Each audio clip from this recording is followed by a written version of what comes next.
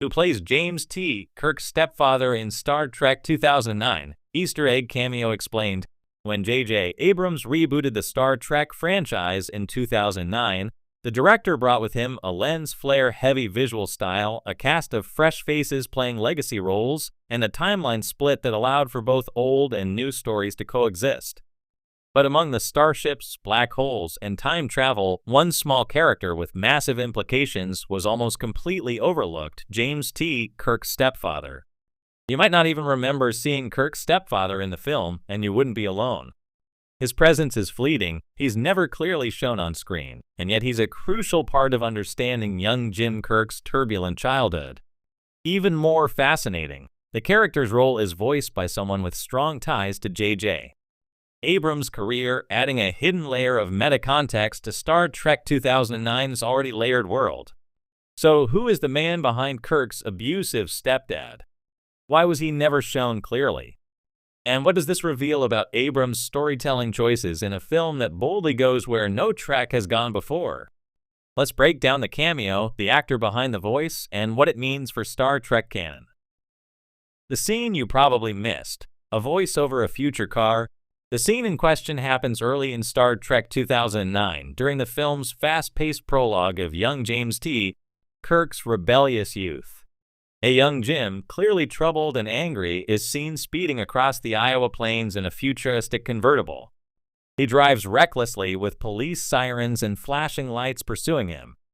Eventually, he drives the car off a cliff, leaping out just in time.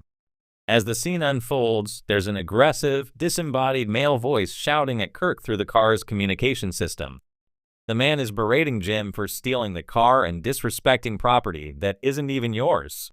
He shouts insults and threatens punishment.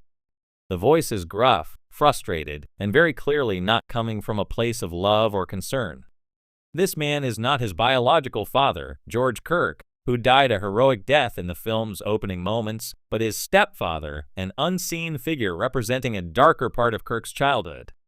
The voice, while only heard for a few moments, leaves a lasting impression. And here's the Easter egg. The man voicing Kirk's stepfather is none other than Greg Grunberg, a longtime friend and collaborator of J.J. Abrams. Who is Greg Grunberg? If you're a fan of Abrams' work, chances are you've seen Greg Grunberg before, even if you didn't realize it. Grunberg has appeared in nearly every one of Abrams' major productions in some form or another. Their friendship goes back to their childhood in Los Angeles. And since then, Abrams has consistently given Grunberg small but memorable roles in his films and shows. Some of his most notable credits include Eric Weiss in Alias, Matt Parkman in Heroes produced by Alias alum Tim Kring, Snap Wexley in the Star Wars sequel trilogy The Force Awakens, The Rise of Skywalker, cameos in Mission, Impossible 3 and Felicity. Grunberg's voice-only role in Star Trek 2009 continues this tradition. He doesn't appear physically, but his voice helps establish a key part of Kirk's emotional and psychological background. Why was Kirk's stepfather never shown? From a storytelling perspective, the decision not to show Kirk's stepfather is a deliberate one. Abrams is a master of the mystery box style. He often leaves certain elements vague or off-screen to let the audience fill in the blanks or maintain a sense of intrigue. In this case, the lack of a visible stepfather enhances the alienation young Kirk feels. The shouting voice coming through the car's dashboard makes the authority figure feel distant, cold, and mechanical. It's not someone Jim can connect with, even if he wanted to. That lack of emotional intimacy drives home just how alone Kirk is after his father's death. He's not just rebelling for the sake of being wild. He's acting out because he has no one guiding him in a meaningful way. Visually, the decision also keeps the focus on Kirk. The scene is more about his reaction, his anger, his recklessness, his refusal to be tamed, than about the man yelling at him. It's a showcase of defiance, not confrontation. Also, practically speaking, if they had shown the stepfather, that character may have invited more narrative baggage: where he came from, how he entered the family, what kind of relationship he had with Kirk's mother. By keeping him as a voice only, Abrams keeps the narrative lean while still hinting at the emotional complexity. A deeper look at the relationship. In Star Trek canon, especially in non-film sources, Kirk's childhood has been depicted as turbulent. The absence of his father in the Kelvin timeline leaves him vulnerable to neglect and emotional instability. In the Prime timeline, George Kirk lived longer and had a guiding hand in his son's development, which helped shape the responsible and idealistic Starfleet captain we know from William Shatner's portrayal. But in Abrams' Star Trek universe, we're seeing a Kirk who grew up without that influence. And the stepfather character, angry, dismissive, and clearly not a positive force, represents how damaged Kirk's upbringing was. He's constantly searching for identity and worth, something Starfleet eventually provides. This abusive, or at least antagonistic stepfather dynamic explains why Kirk is so reckless and self-destructive in his early years. When Captain Pike finds him in the bar and recruits him into Starfleet, that moment functions as a literal course correction. Without Pike's intervention, Kirk's life may have spiraled out of control. An Abrams tradition, hidden friends and cameos. J.J. Abrams loves his Easter eggs, and Grunberg is part of a long list of actors who pop up across his projects. These small cameos are Abrams' way of creating an interconnected world, even outside the bounds of shared cinematic universes. In fact, Grunberg was originally meant to appear in Star Trek 2009 in a more substantial role. There were discussions of casting him physically, but due to scheduling and tone, it made more sense to use his voice for this small part.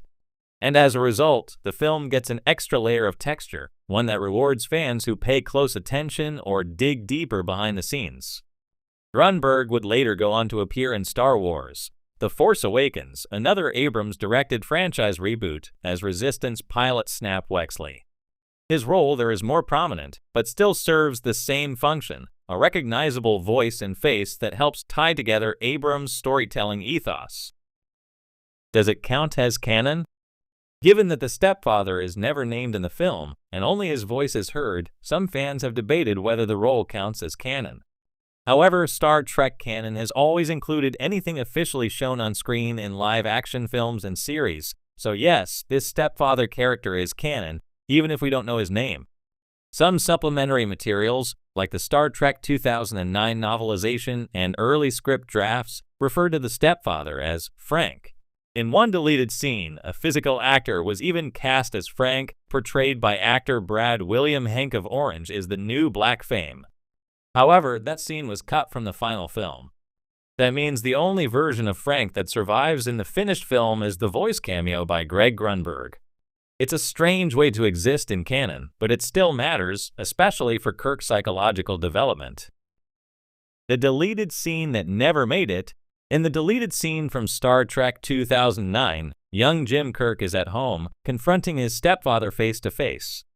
The scene offers a more explicit look at their toxic relationship with physical intimidation and verbal abuse. The performance is intense and uncomfortable, highlighting exactly why Jim would want to run away, literally and emotionally. Ultimately, Abrams and his team decided the scene was too heavy and slowed the film's pacing. But the voice-only version that made it into the final cut retains just enough menace to sell the idea. It also allows the story to focus on Jim's emotions rather than his stepfather's characterization,